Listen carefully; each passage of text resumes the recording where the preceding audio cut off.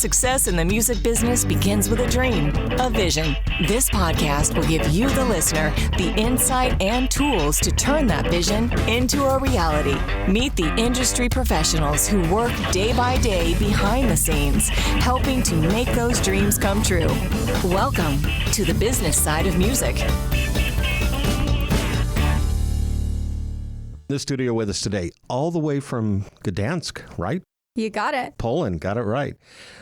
Maisly, who is an international singer, songwriter, who's currently residing in London, but spending some time with us here in Nashville, Tennessee, who made a huge splash with her debut single, All About Us. Her songs have been featured in critically acclaimed mobile games, however we would say that, Piano Tiles 2 and Dancing Line, gaining more than 1 billion downloads. That in itself is impressive. And 11 million users. We're going to talk about some songs that she's got out on YouTube now, some things that she's doing, and see where she's going. Welcome to the show. Thank you. Thanks for having me. I'm so glad that you traveled all this way just for me. This is great. Yeah, just for you. So, you're young. Yep. You've been in this business how long? Pretty much ever since I was 7 years old. That's when I first picked up the guitar and started singing. So that was pretty much all I ever wanted to do was music. So my whole life. That's the answer. Is this something you always aspired to do? Did you come by it naturally? Did you learn guitar by yourself, or? My family is not musical at all.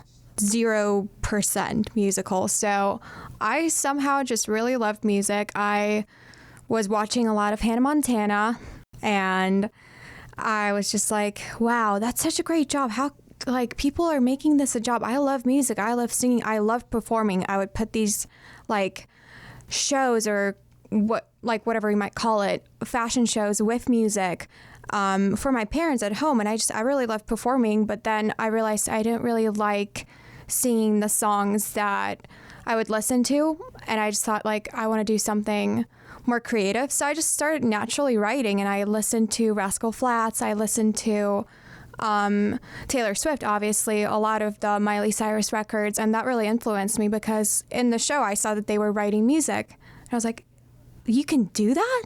So of course I did, right. Because I never had the patience to actually learn how to play somebody else's song on guitar. I just wrote my own. When it comes to writing your own music, and I love what you said, it was everything from Rascal Flatts to Hannah Montana to Miley Cyrus to Taylor Swift. That's a pretty broad stroke of the brush. Country music versus pop music, were you led one way or another, or was it just kind of like, I love all of this, I want to do it all? How did you make your choices, or did you have to? I did have to at some point, and I went with country first because that's where my heart is. That's what I love. That's how I kind of grew up, and that's what I love doing, and that's the music that I feel the most connected to. But now, did you listen to country music in Poland? Yeah, so my mom, she loved Bon Jovi, and we listened to his country record a lot. And that Leanne Rimes song was my absolute favorite on the whole record. So then I just bought her records and then started listening to country music. Wow. My whole childhood, and we're talking like 5 years old. And then before that, it was mainly like Madonna, a lot of 80s. I never really listened to a lot of current music. Yeah. Just because that's what was playing around in the house. When you started writing songs, and we've had guests on the show, hit songwriters on the show, who have said, yeah, when I wrote my first song, it was kind of crap. Oh, yeah. Did you find that process of educating yourself, because obviously at that age you didn't have any formal training, or did you when it came to songwriting, or were you just writing lyrics and putting music to it, or what was your method? So I didn't know that I was actually writing songs when I was writing in my journal, because I was writing these poems, but they weren't really poems, because I realized that every time I read them out loud, I had a melody. And then I watched a lot of movies. I was influenced by a lot of that Hannah Montana stuff. I just told my mom, I want to learn how to write music. I want to learn how to play guitar, but I don't want to just play acoustic guitar. I want to play electric guitar because I want to be cool like Bon Jovi. Because I'm not going to just pick one thing. I'm going to do both. So can you find a guitar teacher that would teach me that? And they searched, my parents, I love them. They searched the whole city, the whole town for a guitar teacher that would teach me how to sing in English because I'm bilingual and they raised me that way. I did not want to sing in Polish. I never have really because it wasn't natural to me. And so again, no one wanted to teach me how to sing because they only taught singing in Polish. And that just, my brain could not comprehend that and that didn't make sense to me. And so they had to find a teacher who would teach me how to sing in English and play electric guitar.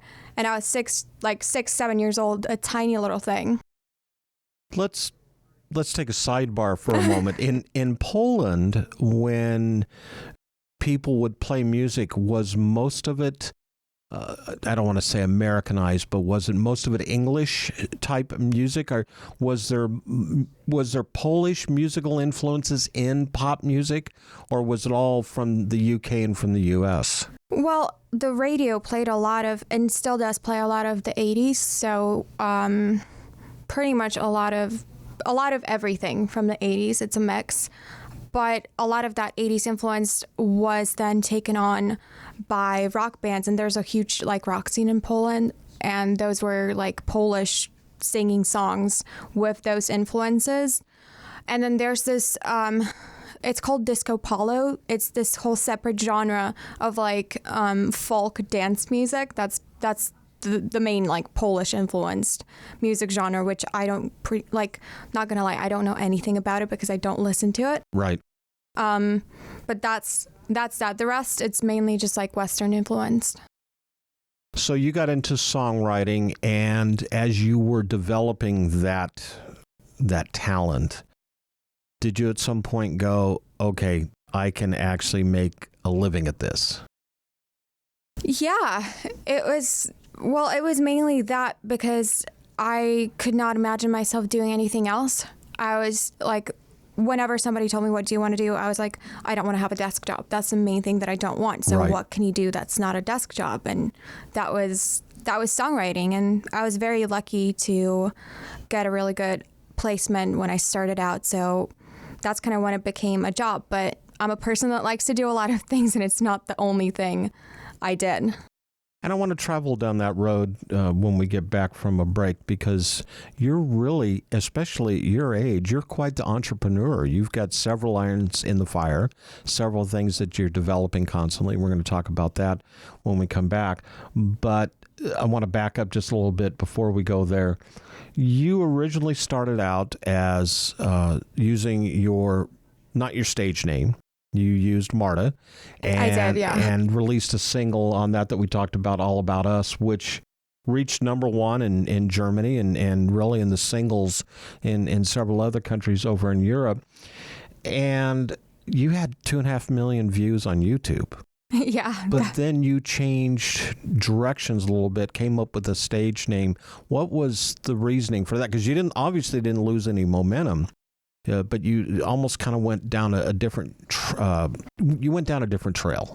Yeah, you could say that it was because I just thought I wanted to do something a little bit different. But the main reason was that I wanted to distance myself from my first album and just the beginning. Not that I really appreciate it, and I'm very thankful for what I've done, but I was very young when I was doing it. And I don't want to be associated with who I was as a teenager, as a younger person than I am now. I just wanted a fresh start, honoring the past, but just starting fresh with a new name that feels a little bit more like me and feels a little bit more original, because it's a completely made up name. But that's why I love it, because I'm that entrepreneurial person where I love making things up. I love doing crazy, unexpected things. So I wanted my name, which is pretty much who you are as an artist, to represent that. Right. And I never felt that Marta was enough of that, just because it's my given name and I love it. But it never felt like it was my artist name, if that makes sense. Oh, it does. Absolutely. It never felt like that. But I wanted a fresh start because I'm doing many other things as well. And I wanted to represent that with the new stage name. and the new music, because it's definitely more grown up. It's definitely country with a twist. Right. Well, on that note, we're going to take a break, and when we come back, we're going to have some more conversation with Maisly.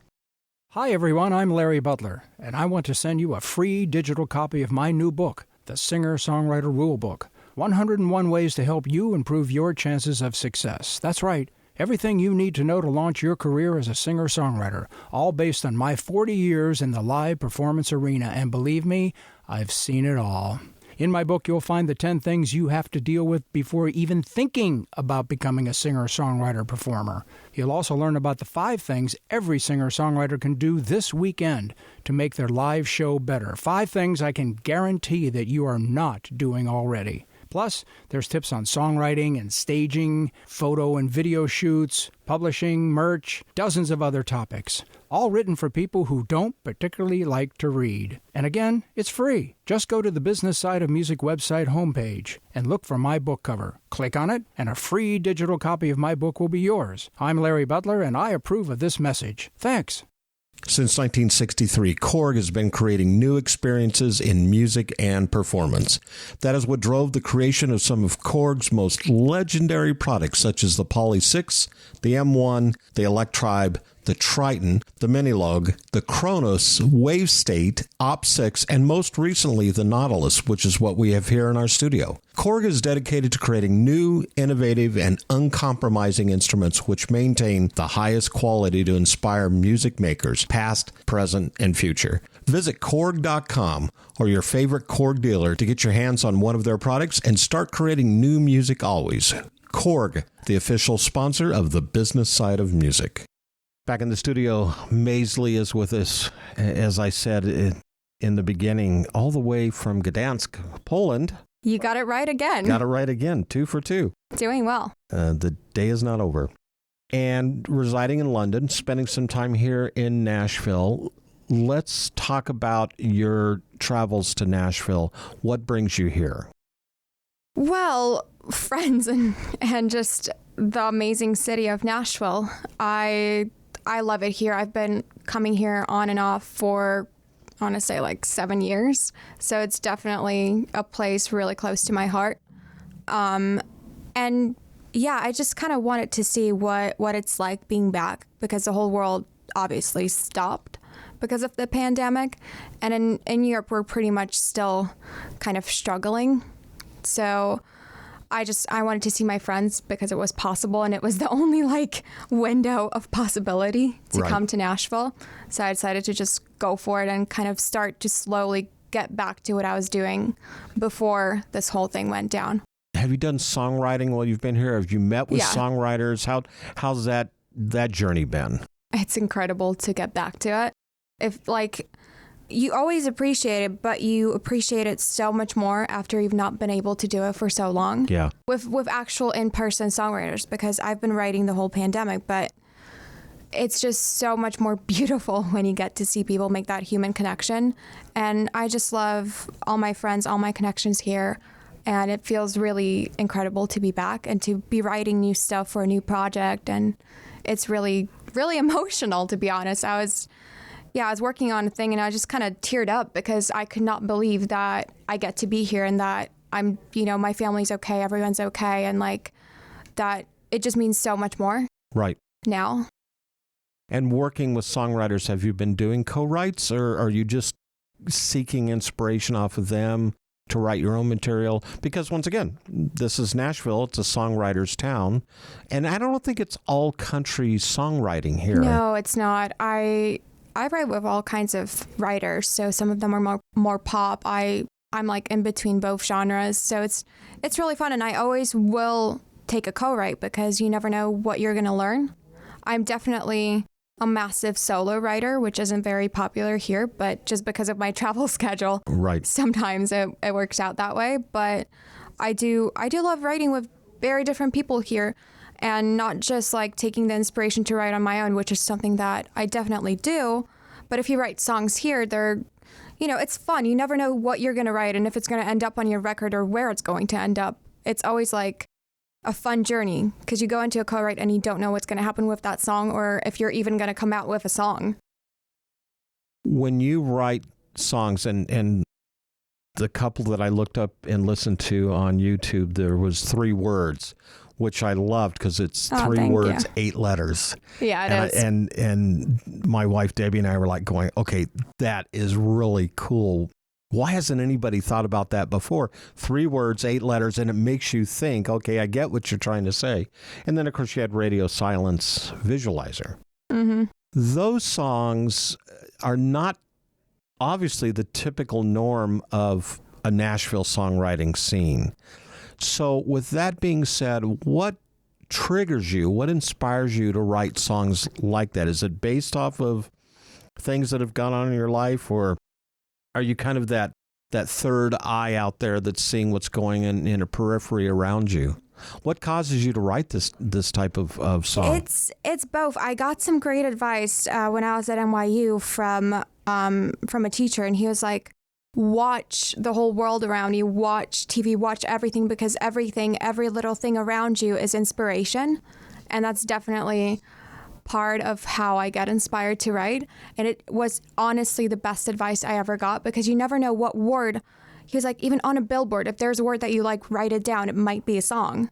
And so that's part of their inspiration. But I always try to like keep the Nashville element and write what I know. Mm-hmm. And always try to be very transparent, very like real in my writing. So those songs actually, those are 100% real. Those were hard to write.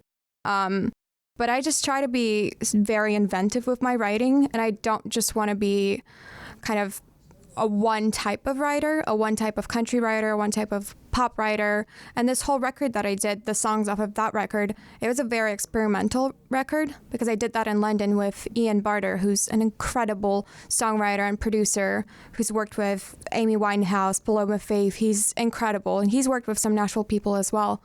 But it was just like we went into the studio, we wrote those songs, and I would even write songs in an Uber because I was like, oh my God, I'm going through this situation. I was on the way to a studio and I was like, okay, this is what I want to write. This is what I'm thinking about.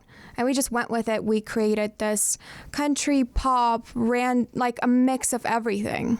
And that 3-word song, that was just like me wanting to take a songwriting risk and be like, are people going to get that? And Radio Silence is a thing that a guy actually said to me. I'm very sorry for the radio silence. I blah, blah, blah, blah, blah. And I just took that word and I was like, this is the whole situation. Wow. You're working on the new album.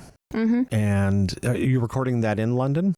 I'm recording that wherever is open or under my own custom duvet structure that resembles a vocal booth. Gotcha. Yeah. So that's what I did for one of the songs. So it's just trying to adjust to where I am, where in the world stuff is open. Because it's been an interesting year. It has. So I'm trying to roll with it. If it has a story, like, I'm just not going to pretend that everything is fine. This is how I'm creating an album. Yeah. And, you know, trying to be as real as possible. I recorded the first single under, like, in Europe we have these clothes dryers. So these are like iron kind of things. They're kind of like a table, but with holes for your clothing, because we don't have dryers. We do, but not all houses do. And you would like kind of hang your clothing on that, and it's like a drying rack. Kind of, but not. But it's like more of a table structure. It's strange. It's only in Europe, but I believe. Don't quote me on that. But I put like duvets over that. Like, it's a whole structure. And I took my own mic because I learned some like production during the pandemic and recorded under that. Yeah. And that's how I did the vocal, because I could not travel to a studio because we were still banned from, you know, traveling in and out of places. Yeah. And my whole life revolves around travel. How did you hook up with Ian? I met him through, how did I actually meet Ian? So Larry Butler, whom you know, who's Right. been on the show, he connected me with a friend of his in London, Lily, who is, I believe, the daughter of someone from Dire Straits or a manager of someone from Dire Straits. And she connected me to a lot of people in London, and Ian was one of the cold emails she sent. And he was like, I love your music. I'd love to work with you. Wow.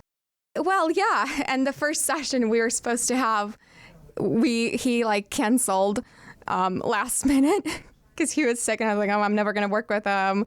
Like, this is never going to happen because I was looking forward to it. And then when we did end up working together, it was incredible. So it really makes you think that the timing of when you meet people is really key. Because if we had met before, we probably wouldn't have had such a good time working together because he's one of my favorite people to work with now. Right. But if we had met when we were originally scheduled to meet, I don't know how that would have gone. I have no idea. You like working with him? I love working with him. He's so fun, and he's in Nashville quite a lot. He's done some music with Nashville writers, and he's just very versatile, and he lets me actually co-produce. So that last album I co-produced, which I've never done in my life, but it's always been my dream. How is that hat to wear to be a producer or a co-producer on a project, especially if you haven't done it before and because it's your own project now? It feels incredible. Yeah. And I feel a little better now that I've done one. But he's just such a sweet person that he's always very open to hearing what I want, what I see the song sounding like. Because when I write, I immediately have like the production in my head when I'm writing. I don't know why, but when I write a melody or something, I know what the production is going to sound like. And he's good at translating that and kind of collaborating on whether we do this, whether we do that. And I've spent a long time here in Nashville, like on and off. And I kind of always listen to a ton of country, like old country, new country, all types of country, rock country.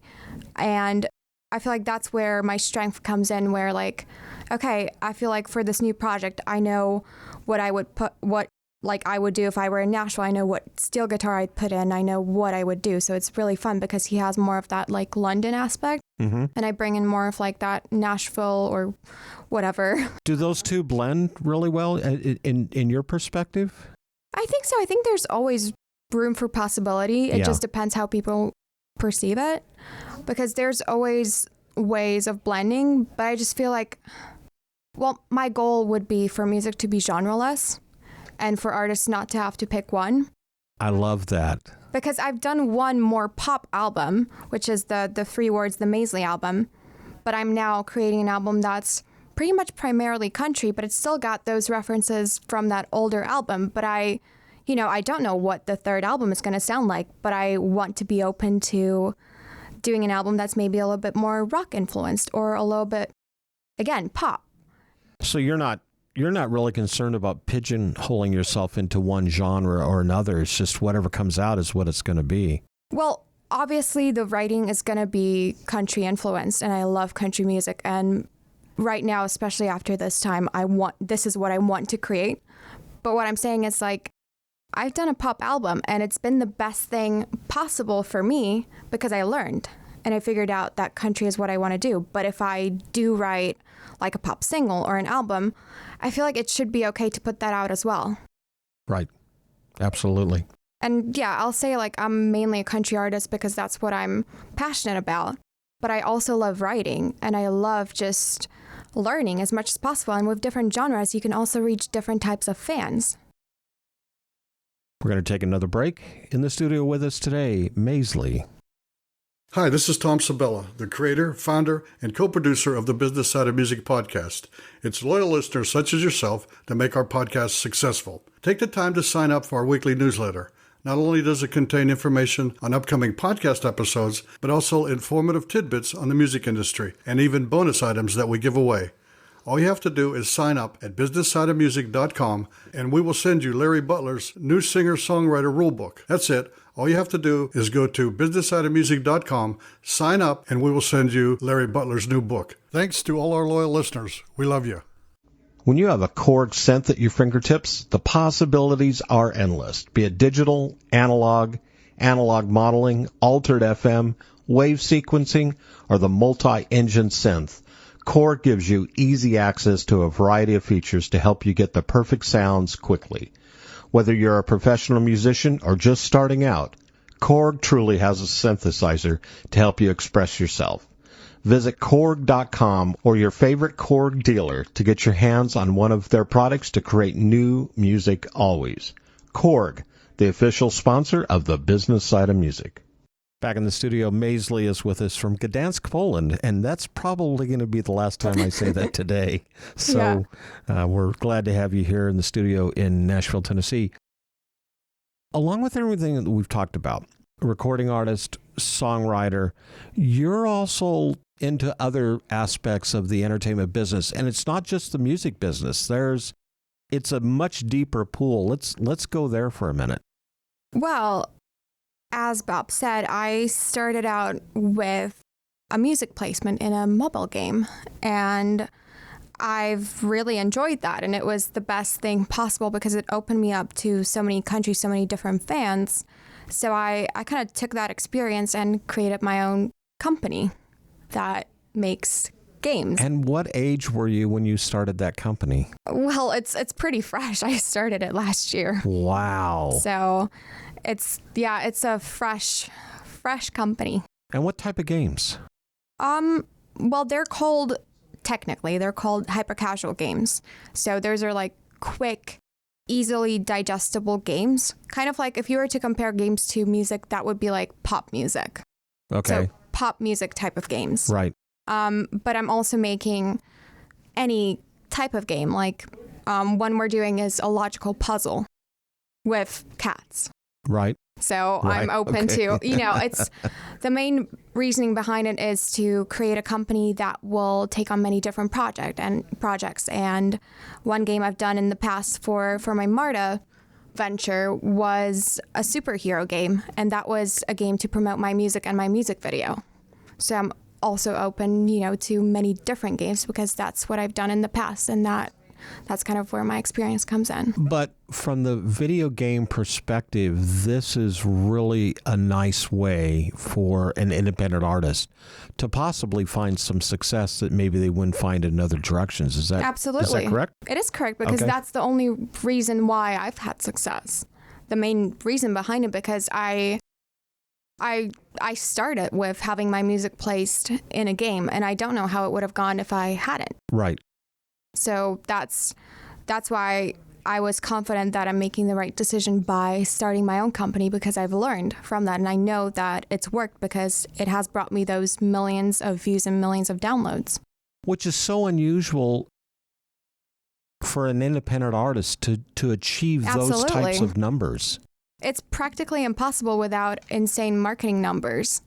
And with gaming, you're reaching a much larger audience because even if it's an indie company, even if it's an indie game, if you promote it well, you're able to have at least a couple 100,000 users per game. And then if you diversify, as I am doing, you can have that number in different games. Right. To say your company, right? So you have, say, 4 or 5 games, and each of those games has 100,000 users. So that means people playing the game constantly, like every day. If you have 5 games, that's 500,000. And all of those people can click on your song link. How ingenious is that? Did you come up with that on your own? Pretty much. Yeah. What else are you working on? You got the new album. You got the gaming company or companies. Companies. Where do you see yourself going? What's your next big thing? The next big thing is growing the gaming company, working with more independent artists, trying to find a way to merge, which is pretty much what I'm doing. What I'm trying to do already is to merge tech and music and gaming, all of those aspects, because I feel like those really do go together because that's how I had my success. That's how I started out. Has that been challenging for you, or do you find it fairly easy? It's been challenging to explain to people the power of gaming because it's a bigger industry. If you look at like how big the industry is, it's actually bigger than the whole entertainment industry. The gaming aspect of it, yeah. Yeah, the gaming industry, just, the gaming industry, it is actually bigger. Yeah. Money-wise, it's worth a lot more. And it sounds to me like you reach a much wider audience than you would with just music. And I never would have been able to reach it because, like with music, you're not always able to sell to China. And with gaming, your games are released worldwide. So I was able to reach Philippines, like I was able to reach China, I was able to reach Japan, I was able to reach all those markets that would have been very hard to access, and even India. And I feel like people can sometimes like undervalue those countries, but those are key fans. Like some of my best fans are from those countries, and it's really hard to even reach them on social media because in China, most of our mainstream social medias are not available. Right. But I got to reach them through YouTube because that's why I mainly used YouTube, because I was able to get to those fans. With countries like China and the Philippines and India, do you have to change anything? Or, I mean, from a lyrical standpoint, or do they pick up the English language? Is it very universal, or are there certain nuances that maybe you have to change to go in each of those markets? Because China and India are huge markets in their own right. Yeah.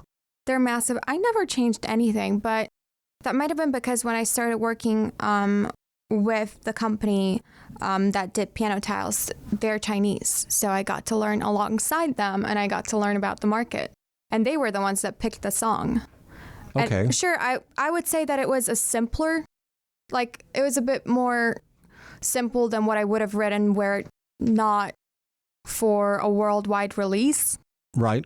Because you do have to take into account that your song is going to be released worldwide. So for me, it was like, I'm going to write something a little bit more simple on the songwriting side. So maybe that's about the extent of what I would say is a bit different. But then again, I had another song released like worldwide, and it wasn't like really different to what I would have normally written. But that was a song that was not in... It was in a game. It was in a game. So I've had two songs in games. Okay. I've had ones in Piano Tiles and ones in Dancing Line. So it was great. And like having your music as an independent artist alongside Alan Walker, like I could not believe it, and I still can't believe it. So just that kind of tells you about the power of gaming. And that's not to say that music isn't a massive industry, because it is. And I'm still in awe of it. And do you write a song particularly for the gaming industry, or do you just write a song and pitch it and hope that it fits? It was a chance encounter. Yeah. With how it all started out, because I was in the right place at the right time in San Francisco. And I just met the people who made Dancing Line. Yeah. And that's how it started. But now and that's how I got the other placement. So there was none of that really in mind, because it just happened. It was just dropped into the... maybe it was God, maybe it was some other thing that made it happen. I just want to believe that it was right place at the right time. Right. Type of higher power situation with how it happened, how it came to be, because I really did have nothing else. And it was just someone, Stefan, a great friend of mine now, that believed in me and my music and heard it. So I'll always be grateful for that. The person who made the Dancing Line game. Very cool. Thank you so much for being on the show. Thank you. This was great. Thank you so much. It was really fun. The Business Side of Music is the creation of Tom Sabella and Tracy Snow and is produced by Bob Bender. The Business Side of Music is recorded at Music Dog Studios in Nashville, Tennessee. Production sound design by Keith Stark. Voiceover and promo by Lisa Busan.